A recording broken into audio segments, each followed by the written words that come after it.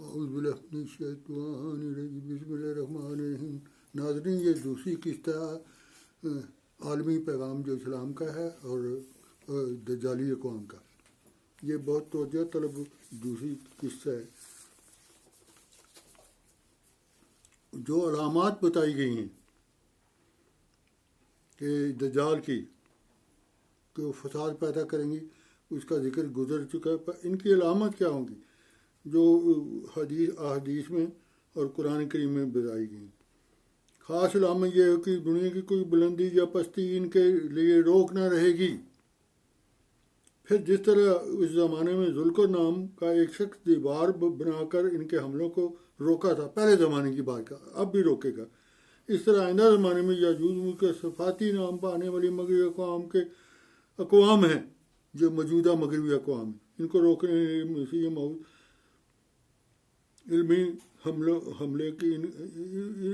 حملے یہ کر دے گا اسلام پر۔ سب سے خطرناک جو ہیں، باقی ناکام ہو جائیں گے، ان کے علمی حملے جاری ہو جائیں گے۔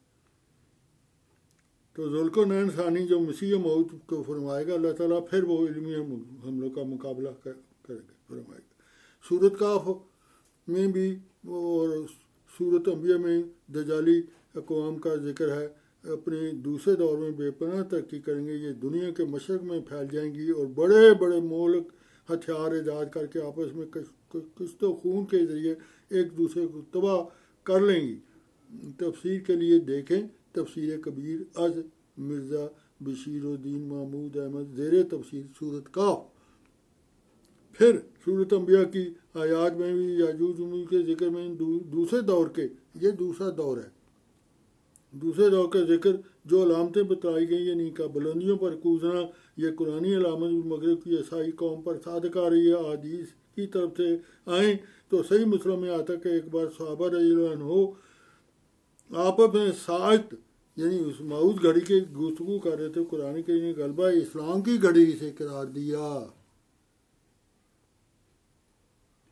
اور آنسلم نے فرمایا وہ موعود گھڑی نہیں آئے گی جب تک تم اس سے پہلے 10 علامتیں نہ دیکھ لو گے۔ پھر 10 علامتیں گن کر بیان فرمائیں، ان میں قابل امر جو قابل ذکر ہے وہ دخان کا نکلنا، دجال اور دعوت الارض کا خروج، سورج کا مغرب سے طلوع ہونا، نزول عیسیٰ بن مریم اور یاجوج کا مغرب سے ظاہر ہونا۔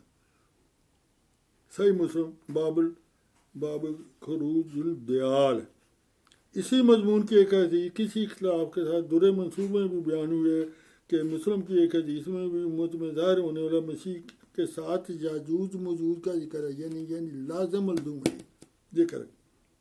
گویا قرآن کریم اور حدیث نبویہ میں یاجوج موجود کے ظاہر ہونے کا تعلق جہاں ایک مسیح قوم کی ترقی اور دوسرے دور سے تعلق ہے، وہاں دوسری طرف دجال کے ظہور اور مسیح کی آمد ثانی یعنی مسیح موعود سے اس کا تعلق بتایا گیا۔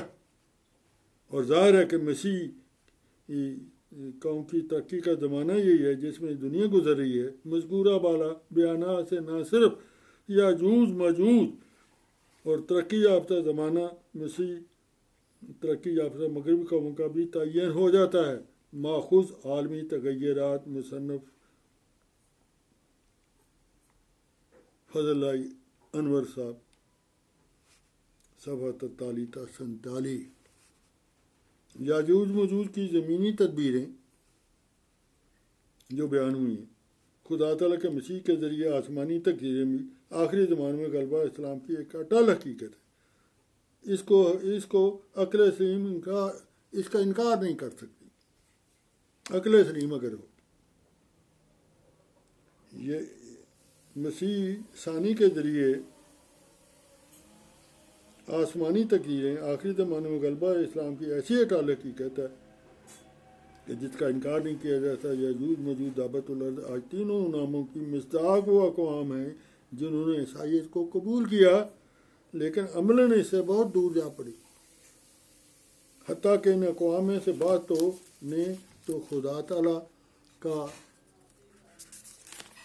کی ہستی کا انکار کر دیا اور خدا تعالیٰ کا مذاق اڑانا شروع کر دیا۔ آج کل یہی ہو رہا ہے، اور مذہبی کتب کو خرافات کا انبار قرار دیا۔ اور جو یہ یاجوج مجھے ایک دوسرے کے ساتھیوں پر حملہ کریں گے، حملے کے ہتھیار نہ صرف عام آلات جنگ ہوں گے بلکہ ان کا فلسفہ ہوگا، ان کا پروپیگنڈا بھی ان کا ہتھیار ہوگا، اور یہ کہ یہ دنیا کے دو حصوں میں تقسیم ہو جائیں گی، ایک رشیا اور امریکہ کے اتحادی، ایک حصہ شمال یعنی روس کے ساتھ اور دوسرا حریف اس کے بالمقابل شاہ جنوب ہوگا۔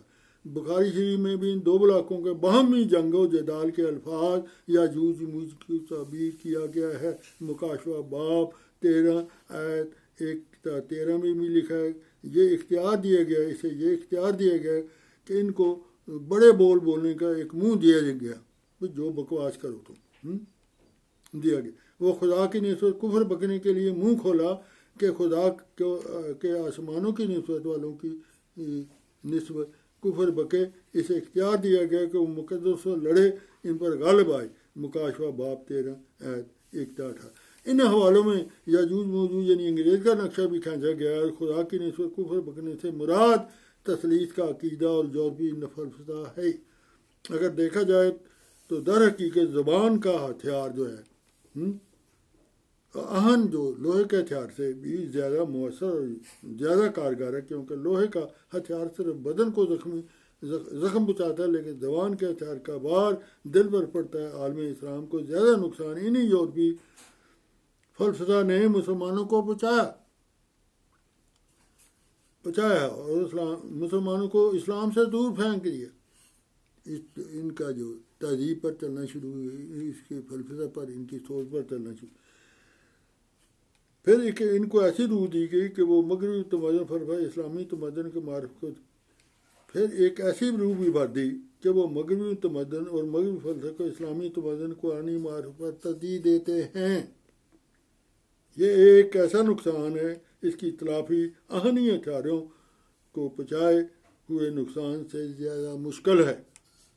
سچ یہی ہے، یعنی نیزوں کے زخم تو مندمل ہو جاتے ہیں، لیکن زبان کے زخم مشکل سے ہی مندمل ہوتے ہیں۔ بائبل میں یاجوج موجوج کی عیاری مکاری کی رفع دانیال باب آیت 11 میں مدرجہ ذیل الفاظ میں دکھایا گیا۔ ان دونوں بادشاہوں یعنی کہ سپر پاور جو دونوں ہیں کہ دل کی شرارت کی طرف مائل ہوں گے، وہ ایک ہی دسترخوان پر بیٹھ کر جھوٹ بولیں گے، پر کامیابی نہ ہوگی، مگر خاتمہ مقررہ وقت میں ان کا ہوگا، ان کی تباہی بھی آنے والی۔ حدیث شریف میں اس کے متعلق کہا گیا ہے کہ ان کی زبانیں شہد سے زیادہ شیریں ہوں گی، لیکن دل بھیڑیوں کی طرح ہوں گے۔ لیکن یاجوج موجوج کی تباہی کے متعلق بہت سی پیش گوئیاں موجود ہیں۔ ان کی تباہی کے اکثر اسباب مہیا بھی ہو چکے ہیں۔ اشارے دستے قدرت کے نمایاں ہوتے جا رہے ہیں، دین کی نصرت کے سامان ہوتے جا رہے ہیں۔ یہ حوالہ دیا ہے، اسے ماخوذ کیا میں نے، موجزات قرآن تصنیف حضرت مولانا ظفر محمد ظفر، اخذ کردہ مضمون کتاب ہادہ ہے۔ قرآنی حدیث اور بائبل کے مکاشفہ میں یاجوج تباہی کی خبروں سے یہ ظاہر ہے کہ دین کا تمام ادیان پر غالب آ جائے گا، اسلام جو ہے، اور نہیں یہ بھی معلوم ہو جاتا ہے کہ جس مبارک وجود کا یہ انقلاب ہے گا، وہ مبارک وجود زمانے میں کہاں ہوگا، کہاں پیدا ہوگا، اس کی تفصیل بھی نیز دانیال باب 12 آیت 15 میں ملاحظہ فرمائے۔ یعنی وہ مسیح موعود علیہ السلام کا ذکر بھی اشارہ دے دیا گیا ہے کہ وہ کیسے ہوگا۔ مخبر صادق ہمارے حاجی رہنما کی پیش گوئی بھی ہے، ان کی اپنی بھی پیش گوئی ہے کہ مسیح اور مہدی موعود 14ویں صدی کے سر پر مبعوث ہونا تھا، یعنی بتا دیا سب کچھ، زمانہ کیا ہوگا، یاجوج موجوج کا مقابلہ کیسے ہوگا۔ آپ علیہ السلام نے فرمایا، حضرت مسیح علیہ السلام نے، پھر مجھے 14ویں صدی کے سر پر مبعوث کیا تا اس امت کے دین کی تجدید کروں اور ایک حکم بن کر ان اختلاف کے درمیان سے اٹھاؤں، صلیبی آسمانی نشانوں کے ساتھ ان کو توڑوں اور قوت الہی سے زمین میں تبدیلی پیدا کروں۔ نظم الہدا روحانی خزان جلد 43۔ آپ کی بعثت کا مقصد عیسائیت کا غلبہ توڑنا ہے، اس کے حملوں کا دفاع کرنا ہے، اس کا فلسفہ سے مخالفت قرآن دلائل قویہ کے ساتھ اس کو توڑنا، ان پر حجت اسلام پوری کرنا، کیونکہ سب سے بڑی آفت اس زمانہ کے لیے بغیر تعیین کہ دور نہیں ہو سکتی، وہ عیسائیوں کا فلسفہ اور نقطہ چینی ہے جن کو دور کرنے کے لیے دوری خدا کی طرف سے کوئی آئینہ کمالات اسلام جاری ہے۔ السلام علیکم ورحمۃ اللہ وبرکاتہ۔